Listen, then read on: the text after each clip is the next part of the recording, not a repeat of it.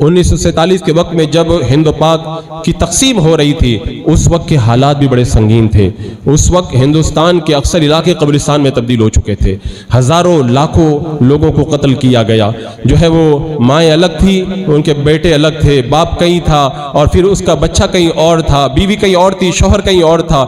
اس وقت کے جو پورے حالات ہیں ان کو تو ہم پورے طور پہ بیان بھی نہیں کر سکتے، قانونی رکاوٹیں بھی ہیں ان کو بیان کرنے میں۔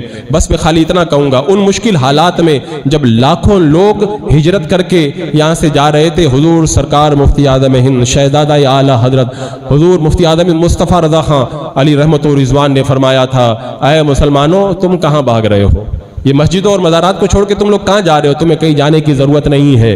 یہ جو حالات پیدا ہوئے تمہارے گناہوں کی وجہ سے پیدا، رب کی بارگاہ میں آؤ، اپنے گناہوں سے توبہ کرو، نمازوں کی پابندی کرو اور پھر نیک بنو۔ اور اس کے بعد میں آپ نے فرمایا میں تم کو وظیفہ دیتا ہوں۔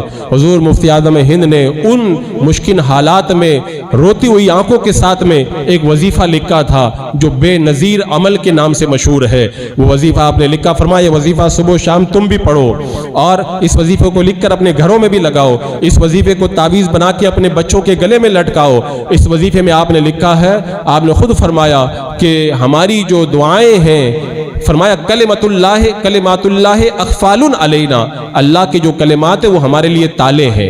فرماتے جو ہم دعا کرتے ہیں نا یہ ہمارے لیے تالا ہے، جیسے بندہ جیسے تالا لگا دیتا ہے نا تو اندر محفوظ ہو جاتا ہے، یہ دعائیں بھی ہمارے لیے تالا ہے۔ جب بندہ ان کو پڑھے گا، ان دعاؤں کو، ان کلمات کو پڑھے گا، ایسا تالا لگے گا، اللہ ان کی جانوں کی بھی حفاظت فرمائے گا، مالوں کی بھی حفاظت فرمائے گا، آل و اولاد کی بھی حفاظت فرمائے گا، مساجد و مقابر کی بھی حفاظت فرمائے گا۔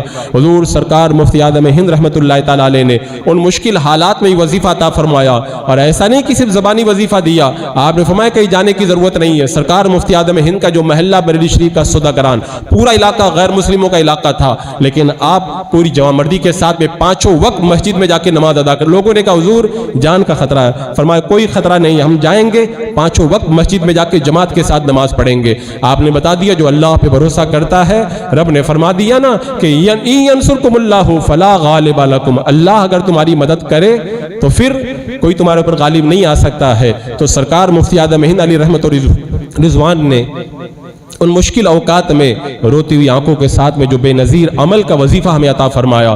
آج کے ان مشکل حالات میں ہر ایک مسلمان سے گزارش کروں گا اس وظیفے کو اپنا معمول بنائیں، پہلے توبہ کریں، نمازوں کی پابندی کریں، نیک بنے، تدبیر کرنا وہ تدبیر کریں قانون کے دائرے میں، ساتھ میں یہ وظیفہ بھی اپنی زندگیوں کا معمول بنا لے، انشاءاللہ جان و مال کی حفاظت کا سامان پیدا ہوگا۔